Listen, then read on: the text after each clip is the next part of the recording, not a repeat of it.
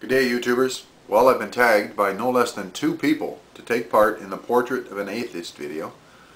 Both Glass Phone and Latham Way have tagged me to do the video. So I'll do my best. I'll try to make it doubly good since I've been tagged twice. Basically, I'll stick to the same 5 topics that the original 5 topics that Agnostic Man 77 had in his video. So, on to the first topic. Abortion. Well, that's a heavy one right off the bat. As a man, I don't know that I have a lot to say directly about abortion, other than the fact that I think for the most part, yes, it is a woman's right. Anything else would amount to servitude and slavery, I suppose. In the end, it must be the woman's decision. I do think a man should have some say. I do think a man should have some say in the decision, especially if he's to be considered to be a parent, liable to at least 18 years of child support payments and all the legal and life consequences that go with that. Having said that, I think in the end it must be the woman's decision, since it is her body, it is her life most directly affected, and anything else would just not be acceptable. So that would be my position. The second topic would be the death penalty. And really, it's hard for me to approach this one without some kind of personal bias. Approximately 23 years ago, one of my best friends from high school was murdered. He was an RCMP police officer, and he was killed in the line of duty. Now, we don't really support the death penalty in Canada anymore, but for me, I wanted the son of a bitch dead, of course. It was a life-changing event for me. The first time that I ever attended a funeral of someone close. The first time I was ever a pallbearer. And yes, I suppose there's a certain part of me that wanted revenge. So the guy was sent to prison for life and not given a death sentence, even though I think maybe he should have been. That was a single event. There's a lot of other events in the world that happened. In the case of mass murderers, like the Paul Bernardos, a famous case in Ontario, where a guy was a serial rapist and murderer and videotaped his assaults on his victims. People like that, I have no use for them. I see no sense in keeping them alive. So I think in extremity, I think I do support the death penalty for the more common crimes. Horrific way to put it, but for the more common murders, crimes of passion, etc. I suppose a life sentence should be sufficient. But things like that, child murderers,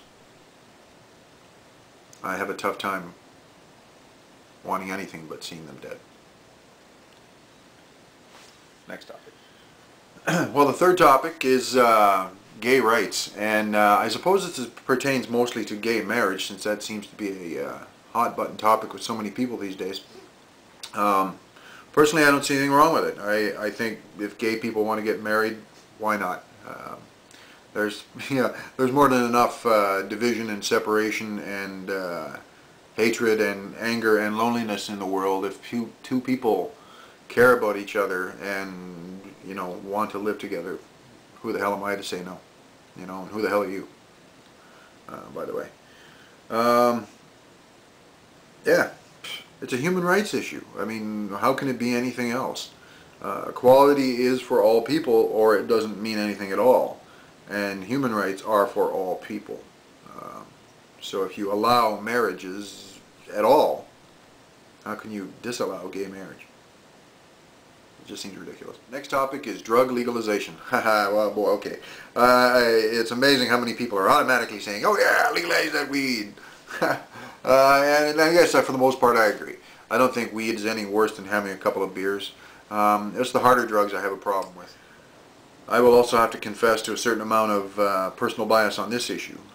Having a family member who is heavily addicted to hard drugs and having a lot of life consequences as a result, it's hard for me to support the idea of that as recreational. Crack cocaine, cocaine, heroin, all those other drugs that some people think they can use recreationally without major damage. I think that's a mistake. I really do. Marijuana, big deal. It's no worse than having a glass of wine. Let's legalize that and let's move on. Final topic, the economics and politics that goes with it, I suppose. I'm somewhat a neophyte in this area, I suppose. I don't know a hell of a lot. I do know that I think some people are too greedy. I do know that I think some people have way too much in this world and seem to think that there's some kind of holy justification for that. We could get into the religious angle on that, but I don't think that's necessary in this video. I suppose I don't approve of the idea that some people think they need hundreds and hundreds of millions of dollars, even billions of dollars in a bank account somewhere to make them feel secure. Well, at the same time, somewhere else in the world, some poor kid is going for a lack of even a fucking piece of bread to eat. That's sad. Having said that, I'm not a communist. I'm not a socialist. I'm not an ist of any kind. I'm just human. I look around and I see things that hurt people. I see a lot of positive things. I wouldn't want to stifle personal initiative and creativity. The kind of drive that pushes business, economies, in a positive way, that builds communities. But there's also the kind of politics and economics that suck on that suck on the third world, that depend on cheap labor to drive high-powered economies and an ever upward spiral of profit that just cannot be sustainable. So that will crash eventually. I advocate change in some of these areas. I advocate sharing. I learned in kindergarten. Share your toys. You'll get along better. And I suppose that can be even looked at in terms of world economies. Here in Canada, we're very lucky. We have a lot. I'm very lucky. I have a lot. I try and share it where I can. I pay my taxes. I give a little charity. I donate to the odd person on the street. Some very odd people on the street.